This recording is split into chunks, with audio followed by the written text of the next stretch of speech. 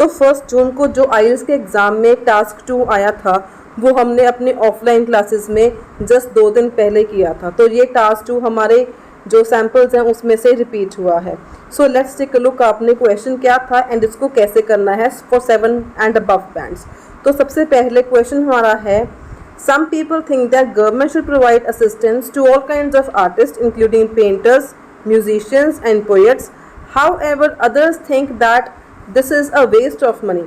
Discuss both views and give your opinion. अब ये basically type of ऐसे क्या है, both views and opinion type ऐसे है। तो सबसे पहले तो आपने फॉर्मेट देखना है, इसमें आपने फॉर्मेट कौन सा लगेगा। फॉर्मेट क्या आएगा, सबसे पहले आपका इंट्रो आएगा, उसके बाद आपने BP1 लिखना है, BP2 लिखना है, उसके बाद आपने ओपिनियन वाला BP3 लिखना है एंड देन आपने अपना लिखना है कंक्लूजन। अगर आपको 7+ बैंड स्कोर करने हैं तो आपको फॉर्मेट के अकॉर्डिंग ही चलना पड़ेगा। This is the first and the primary important thing that you should keep in your mind. तो ये हमारा पैटर्न हो गया आज का। अगर हम क्वेश्चन को एनालाइज करें तो क्वेश्चन में वो क्या बोल रहे हैं कि कुछ लोग कहते हैं कि गवर्नमेंट को जो अपने फंड्स हैं वो आर्टिस्ट में फंड करने, इन्वेस्ट करने चाहिए। हाउ एवर मतलब ऑन दी अदर साइड कुछ और लोग हैं जो बोलते हैं कि this is a waste of money. तो हमने ये दोनों पॉइंट्स को यहाँ पर डिस्कस करना है। BP1 में हमने ये बताना है कि गवर्नमेंट को इन्वेस्ट करना चाहिए इन आर्टिस्ट, और BP2 में हमने क्या बात करनी है कि investing in artist is the waste of money. सबसे ज़रूरी बात ये है कि आपको क्वेश्चन को एनालाइज करना बहुत ही ज़्यादा ज़रूरी है। अगर आपको यही नहीं पता होगा आपने BP1 में क्या लिखना है, BP2 में क्या लिखना है, तो आप क्या करोगे, तो 7+ बैंड स्कोर कैसे करोगे। तो BP1 में क्या पॉइंट्स आएंगे, क्या गवर्नमेंट को जो है आर्टिस्ट में फंडिंग करनी चाहिए, ये आएगा। BP2 में क्या आएगा कि अगर गवर्नमेंट आर्टिस्ट में फंडिंग करती है तो this is a waste of money. और BP3 में आपने अपना ओपिनियन स्टेट करना है। आई होप आपको क्वेश्चन अच्छे से क्लियर है।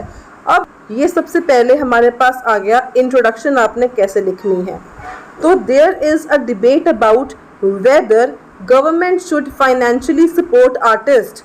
तो ये सिनोनिम आपको आ जाएगा इन्वेस्टमेंट का, हेल्पिंग का आर्टिस्ट को, including painters, musicians and poets, और if such expenditure is wasteful. अब सबसे इम्पॉर्टेंट, जब भी आपने रिफ्रेश करना है तो कोशिश करो कि वेदर लगा के आप क्वेश्चन को रिफ्रेश करो, क्योंकि whether is a conditional sentence and minimum आपको 3 कंडीशनल सेंटेंसेस इंपॉर्टेंट है अगर आपने 7+ बैंड स्कोर करने हैं इन योर आईएलटीएस राइटिंग। तो सबसे पहले हमने यहाँ पर क्वेश्चन को रिफ्रेश कर लिया। उसके बाद आ गया, while some argue that government aid is essential for fostering cultural and artistic expressions. अब हमने BP1 में क्या लिखना है उसका हल्का सा आइडिया दे दिया कि अगर गवर्नमेंट आर्टिस्ट में इन्वेस्ट करती है तो वो हेल्प करता है कल्चरल एंड आर्टिस्टिक एक्सप्रेशन को बूस्ट करने के लिए। While others believe that it is imprudent, imprudent क्या हो गया, waste use of public funds का ये वेस्टफुल यूज है। तो again this is the very good vocabulary. तो आपने वोकैबुलरी साथ साथ में नोट कर लेनी है।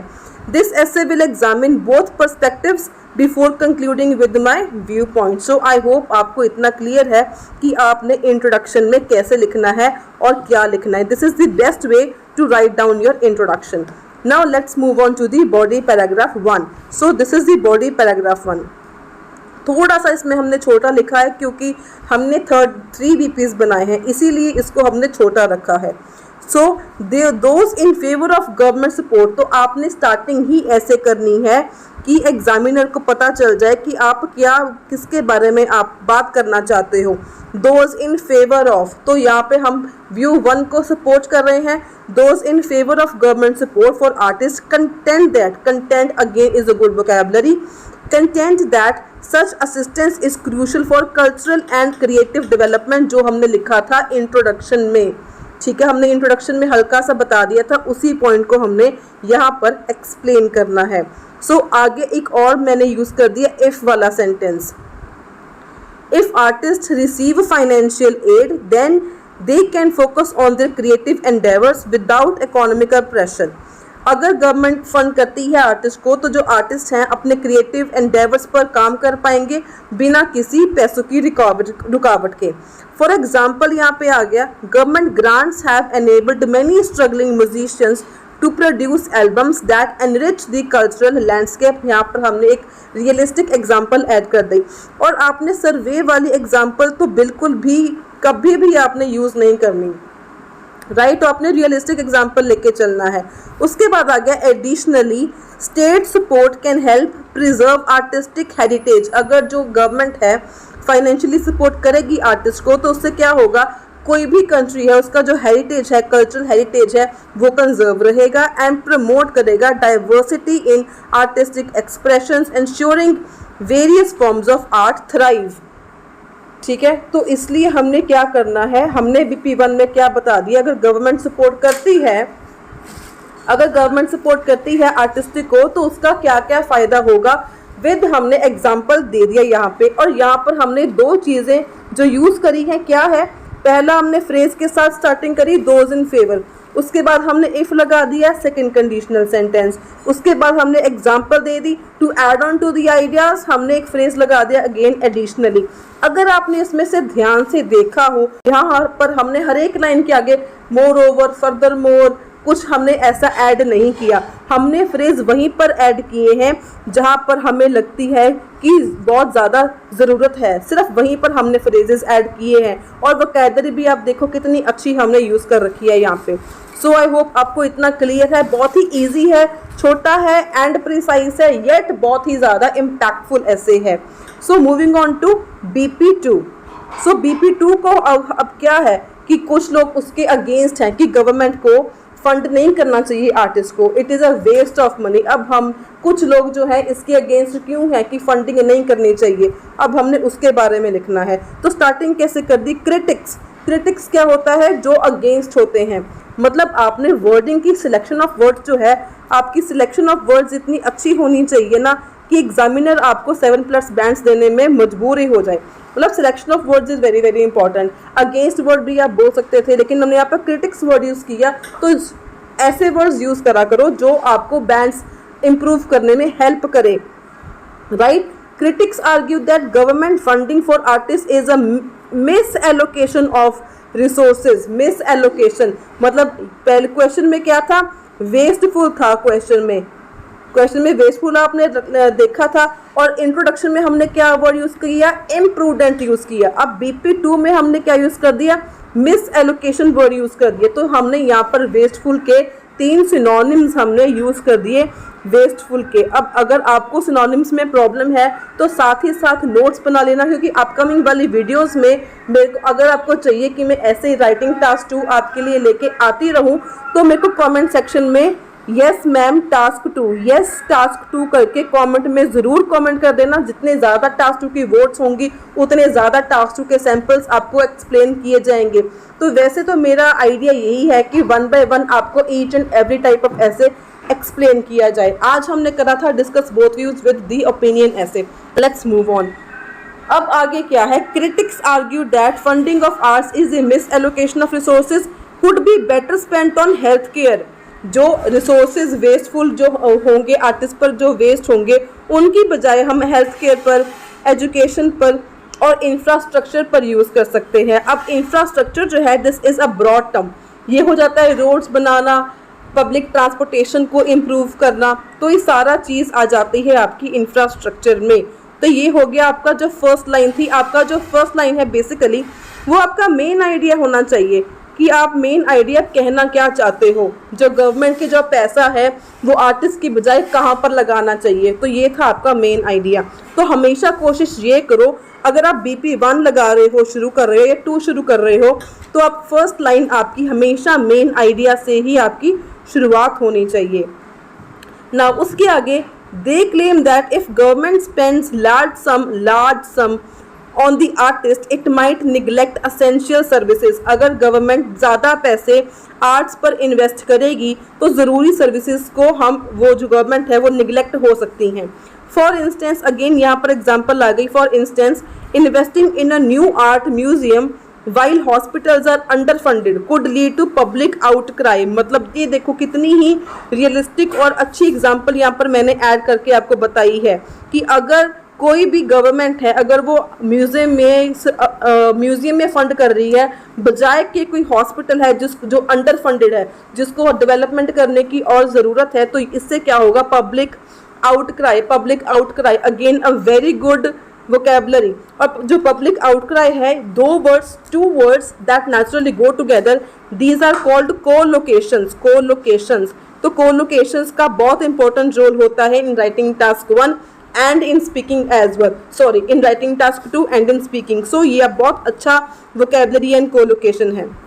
उसके बाद आ गया additionally there is a belief that art should be self sustaining. मतलब एक कहावत है, जो आर्ट है it should be self sustaining क्या होता है, भी अपने आप उसको इम्प्रूव करना आर्टिस्ट के हाथ में होता है। And talented artist will naturally support themselves if artist rely too heavily on government subsidies. अब एक और सिनोनिम आ गया, गवर्नमेंट सब्सिडीज, मतलब जो गवर्नमेंट फंड करती है, गवर्नमेंट इन्वेस्ट करती है, गवर्नमेंट कुछ आपको एक्स्ट्रा देती है, उसको हम बोलते हैं subsidies. They might lack the incentive to produce commercially viable works, right. तो ज़्यादा वो डिपेंडेंट हो जाएंगे गवर्नमेंट पर, जो कि बिल्कुल भी कंट्री के लिए अच्छा, इकोनॉमी के लिए अच्छा नहीं होगा।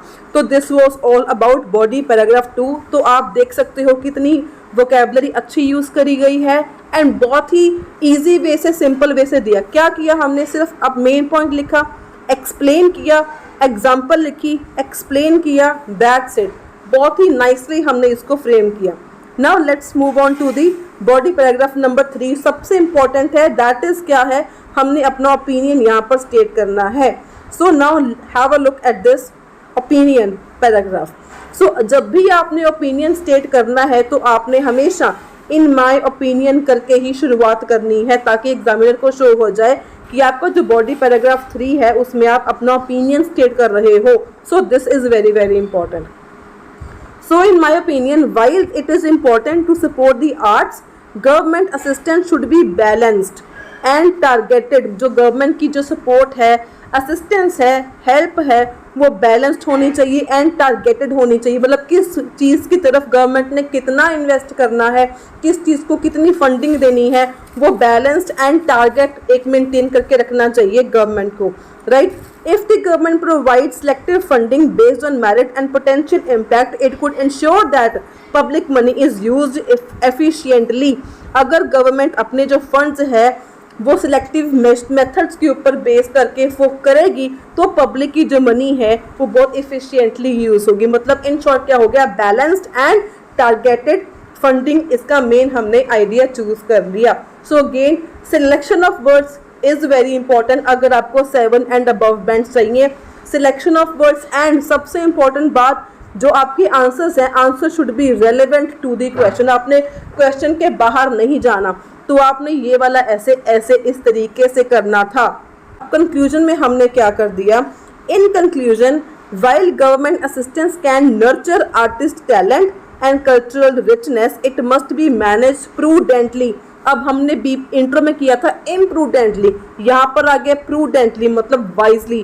प्रूडेंटली मतलब क्या हो गया यहाँ पे वाइजली हो गया। अब एक और बात, क्योंकि वाइल हमने पीछे यूज़ कर रखा है, आप यहाँ की वाइल की बजाय आप यहाँ पे ऑल्दो का यूज़ कर सकते हो, आप यहाँ पे ऑल्दो का यूज़ कर सकते हो, राइट। उसके बाद आपने अपना सजेशन यहाँ पे एंडिंग में देना होता है, a balanced approach supporting deserving artists and encouraging self-sustainability would likely yield the best outcomes for both the arts and society.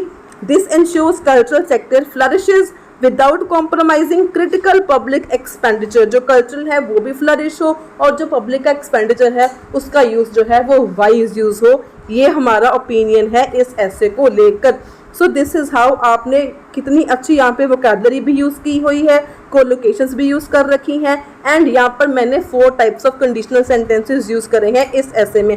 कौन कौन से यूज़ करे हैं, एक मैंने यहाँ पर स्टार्टिंग में यूज़ करा था वेदर सेंटेंस का, उसके बाद हमने यूज़ करा था इफ़ का, उसके बाद हमने यूज़ करा है एक वाइल, और हमने एंडिंग में यूज़ कर दिया ऑल्दो का।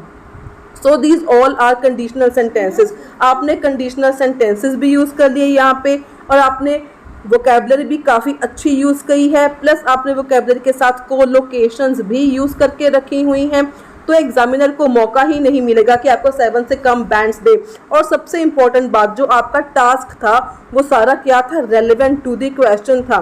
तो अगर हम क्वेश्चन को देखें तो क्वेश्चन को समझना इज़ इम्पॉर्टेंट। अब बच्चे क्या करेंगे, मैं ज़्यादातर बच्चों का क्या होता है, वो क्या करेंगे, अगर मैं आपको आइडिया बताऊँ, बच्चों ने क्या किया होगा, बच्चों ने BP1 में क्या लिखा होगा कि गवर्नमेंट को सपोर्ट करना चाहिए आर्टिस्ट को। BP2 में उन्होंने क्या लिखा होगा, जो गवर्नमेंट है उसको गवर्नमेंट को सपोर्ट करना चाहिए अदर चीज़ों को, उन्होंने BP2 में ये लिखा होगा। अब अगर आपने BP2 में ये लिखा है कि गवर्नमेंट को किसी और चीज़ों में इन्वेस्ट करना चाहिए, तो वो आपका गलत हो जाएगा। क्यों? क्योंकि उन्होंने ये बोला है कि other people think that it is the waste of money. Waste of money कैसे है, क्यों है, इसके बारे में आपने करना था BP2। आपको ये नहीं बोला कि गवर्नमेंट को अदर चीज़ों में इन्वेस्ट करना चाहिए। क्वेश्चन को समझना यहाँ पर बहुत ही ज़्यादा ज़रूरी है। तो this essay is very very important for 7+ bands. इस एसे का जो वोकेबलरी है, टाइप्स ऑफ सेंटेंसेस हैं, सेंटेंस स्ट्रक्चर्स हैं, फॉर्मेट हैं, इसको ध्यान से देख लेना, समझ लेना। And this is a 7+ band essay. अगर आपको ये वीडियो अच्छी लगी हो then do like this video. इस वीडियो को ज़्यादा से ज़्यादा शेयर ज़रूर करना। एंड सबसे इम्पॉर्टेंट बात, अगर आप चाहते हो कि इस तरह की वीडियो ऐसे राइटिंग टास्क 2 की डिफरेंट टाइप्स ऑफ ऐसे की आपको वीडियोस चाहिए, तो कमेंट में मेरे को यस टास्क 2 ज़रूर कमेंट कर देना, ताकि आने वाली सीरीज़ में हम टास्क 2 के और टाइप्स ऑफ एसेस को क्लियर कर सके बहुत ही ईजिली, हर एक फॉर्मेट के साथ एंड 7+ बैंड के सैम्पल के साथ मैं आपको डिस्कस करा सकूँ। So thanks a lot for watching this video. Until then stay happy, stay healthy and all the very best for your IELTS preparation.